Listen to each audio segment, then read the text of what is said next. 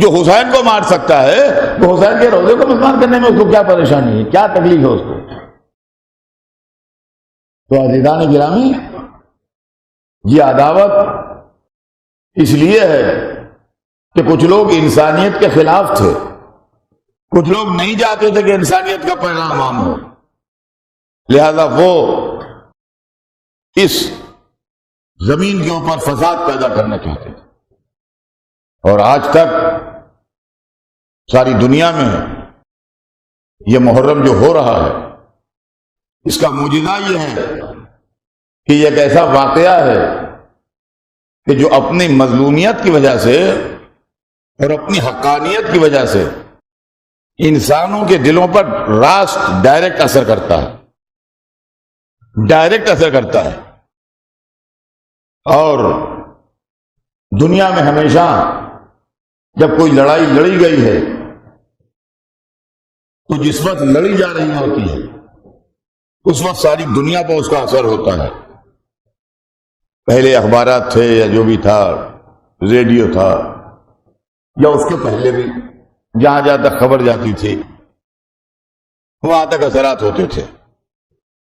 آج کی اس دنیا میں جب سب فیسلٹیز موجود ہیں، کہیں ذرا سا کچھ ہوتا ہے تو ہر ایک کے پاس تصویر آ جاتی ہے، ہر ایک نیوز آ جاتی ہے، ٹی وی پہ آ جاتا ہے، واٹس ایپ پہ آ جاتا ہے، سب چیزیں آ جاتی ہیں، سب معلوم ہو جاتا ہے۔ جب جھگڑا ہو رہا ہوتا ہے تو ساری دنیا متاثر ہوتی ہے، اور جب جھگڑا ختم ہو جاتا ہے تو وہ واقعہ سمٹنے لگتا ہے اور انسان کی میموری سے آہستہ آہستہ نکلنے لگتا ہے، یہاں تک کہ وہ واقعہ تاریخ کے پیج کے اندر آ جاتا ہے اور عوام سے اس کا کوئی تعلق نہیں رہتا۔ دنیا میں بہت سی جنگیں ہوئیں، ہمارے ملک سے بھی کئی لوگ لڑے، اور دنیا میں دو بڑی عظیم جنگیں جو گریٹ وار کہلاتی ہیں وہ ہوئیں، اور دنیا کے مختلف حصوں میں لڑائیاں ہوتی رہی ہیں، ہو رہی ہیں، آج بھی ہو رہی ہیں۔ لیکن جہاں جہاں معاملہ ختم ہو گیا وہاں کی لڑائی سمٹ کے تاریخ کے اوراق میں آ گئی۔ ہمارا بچپن تھا بالکل جب سیکنڈ گریٹ وار ہو رہی تھی، اس وقت ہر گھر متاثر تھا اور ہر ایک کے اوپر اس کا اثر تھا، لیکن جب وہ ختم ہو گئی تو آج دنیا میں کسی کو یاد بھی نہیں کہ کیا ہوا تھا۔ اور دوسری بات یہ ہے کہ جن دو طاقتوں کے بیچ میں لڑائی ہو رہی تھی، زمانہ گزرنے کے بعد وہ دونوں طاقتیں بھی بھول گئیں کہ ہم دونوں کبھی لڑے تھے۔ حالانکہ ابھی 100 برس نہیں گزرے ہیں، سیکنڈ گریٹ وار کو ابھی 100 برس نہیں گزرے ہیں، لیکن جرمنی بھی بھول گیا اور برٹین بھی بھول گیا، جاپان بھی بھول گیا اور امریکہ بھی بھول گیا۔ اب کوئی اثر نہ جاپان پہ ہے اس کا، نہ امریکہ پہ ہے، نہ برٹین پہ ہے، نہ جرمنی پہ ہے۔ بالکل لائف نارمل ہو گئی۔ دنیا کی اکیلی لڑائی ہے کربلا کی لڑائی، جو اگر ورلڈ میپ کے اوپر آپ کربلا ابھاریں گے تو آپ کو آلپین کی نوک کا سہارا لینا پڑے گا کہ یہاں کہیں پر کربلا آس پاس میں ہے۔ ورلڈ میپ پر کربلا جو ہے وہ پن پوائنٹ میپ پر آلپین کی نوک رکھ کے بتانا پڑے گا کہ اس جگہ کے آس پاس، ایگزیکٹ جگہ نہیں بتا پائیں گے آپ اس کے بعد بھی، اس جگہ کے آس پاس کربلا ہے۔ تو وہ لڑائی جو صرف ایک دوپہر لڑی گئی اور پن پوائنٹ جگہ پر لڑی گئی، جب انلارج ہوئی تو پوری دنیا کے اوپر چھا گئی، پوری دنیا کے اوپر چھا گئی۔ آج جاپان میں بھی حسین کا ماتم ہے، امریکہ میں بھی حسین کا ماتم ہے، یورپ میں بھی ہے، ایشیا میں بھی ہے۔ کیا کہنے اور دوسری بات یہ ہے کہ میں مجلسوں کے سلسلے میں جرمنی کے بھی چپے چپے میں گھوما ہوں اور برطانیہ کے بھی چپے چپے میں گھوما ہوں۔ نہ برطانیہ والوں کو اب یہ احساس ہے کہ ہم جیت گئے تھے، اور نہ جرمنی والوں کو یہ احساس ہے کہ ہم ہار گئے تھے۔ جو ہار گئے تھے وہ بھی بھول گئے اور جو جیت گئے تھے وہ بھی بھول گئے. کیا کہنا میرے مولا حسین، تیرے سامنے جو گرا تھا ابھی تک کچھ نہیں پایا ہے.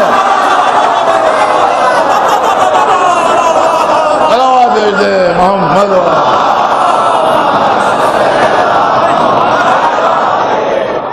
تو عزیزان گرامی،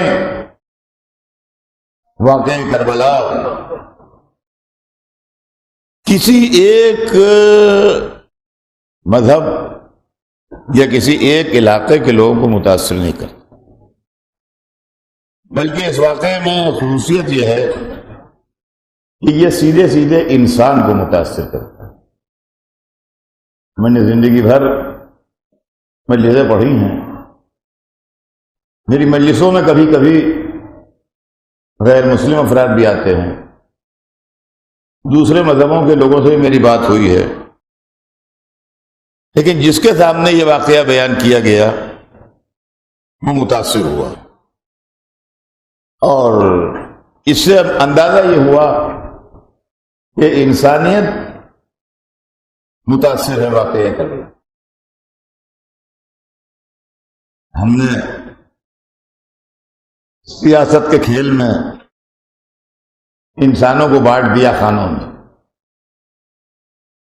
تمہارا مذہب الگ ہے، ہمارا مذہب الگ ہے، تمہارا دین الگ ہے، ہمارا دین الگ ہے، تمہاری زمین الگ ہے، ہماری زمین الگ ہے، تمہارا رنگ الگ ہے، ہمارا رنگ الگ ہے، تمہارا فلیگ الگ ہے، ہمارا فلیگ الگ ہے. یہ انسانیت کو بانٹا گیا ہے، یہ انسانیت کے ٹکڑے کیے گئے ہیں. یہ اس لیے کیے گئے ہیں کہ جب موقع ملے تو اسی اختلاف کے نام پر ایک کو دوسرے سے ٹکرا دے اور ٹکرا کے اپنا مقصد حاصل کر لو. اختلاف باقی رہیں تاکہ ہمارا مقصد جو ہے یہ پورا ہوتا رہے. اسلام نے انسانوں کے لیے یہ تفریق نہیں کی. اسلام نے اس کا ایک نیا نظریہ پیش کیا. میں اس کے سلسلے میں آپ کو قرآن مجید کی آیت سناؤں، اس لیے کہ ہمارے پاس گائیڈ لائن جو ہے اور ہماری جو رہنمائی کرتا ہے وہ قرآن ہے، جو ہم کو بتاتا ہے ہر چیز. تو قرآن ہم کو بتا رہا ہے کہ یہ دنیا میں ٹکڑے بن گئے اور یہ دنیا میں جو فرقے بن گئے اس کی حیثیت کیا ہے. اس کو اچھے طریقے سے سمجھ لیجئے. قرآن نے اس کی بڑی وضاحتیں تشریح کی ہے. ارشاد ہو رہا ہے یا ایھا الناس، اے انسانوں، اے مسلمانوں نہیں، اے عرب والوں نہیں، یا ایھا الناس، اے انسانوں.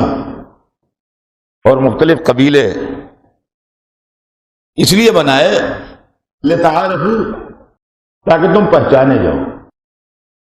جس طریقے سے نام ہوتا ہے تو نام اس لیے نہیں ہوتا کہ میرا نام محمد اطہر ہے تو آپ مجھ سے لڑنے لگیے، اور آپ کا نام عباس حسین ہے تو میں آپ سے لڑنے لگوں. نام اس لیے ہوتا ہے کہ اگر ہمارا کوئی نام نہیں ہوگا تو ہمیں کوئی پہچانے گا کیسے. سوال یہ ہے کہ ان کا کہ ایرانی مسجد میں کون صاحب پڑھتے ہیں؟ ان کا اطہر صاحب پڑھتے ہیں. وہ زمانہ ہو گیا ان کو، یہ 58واں اشرا پڑھ رہے ہیں.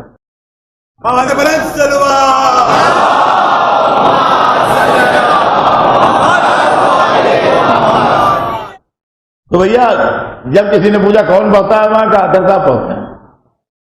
تو اگر میرے پاس نام نہ ہوتا تو کوئی کیا بتاتا کون پڑھتا ہے؟ کون تو کوئی نام ہی نہیں ہوتا پڑھتے ہیں. تو محض اس لیے کہ پہچانا جاؤں اس لیے نام ہوتا ہے، ورنہ اس لیے تھوڑی ہوتا ہے کوئی مجھ سے لڑائی لڑنے لگے، کوئی مجھ سے جھگڑا کرنے لگے، کوئی میرا گلا کاٹنے کا طرفہ ہو جائے. وَجَعَلْنَاكُمْ شُعُوبًا وَقَبَائِلَ، ہم نے تمہارے اندر مختلف سیکشنز اور مختلف قبیلے اس لیے قرار دیے لتعارفوا، تاکہ تم پہچانے جاؤ. ان اکرمکم، اچھا پہچان تو ہو گئی، یہ فلاں ہیں، یہ فلاں ہیں، یہ فلاں ہیں۔ اب ان میں عزت دار کون ہے، ان میں ریسپیکٹیبل کون ہے؟ تو کہا ان اکرمکم عند اللہ اتقاکم، اللہ کے نزدیک عزت دار وہ ہے جو اللہ سے ڈرتا دے گا، بس جو اللہ سے ڈرے گا وہ دوسرے پر ظلم نہیں کرے گا، جو دوسرے پر ظلم نہیں کرے گا وہی اللہ کے عزت دار ہوگا۔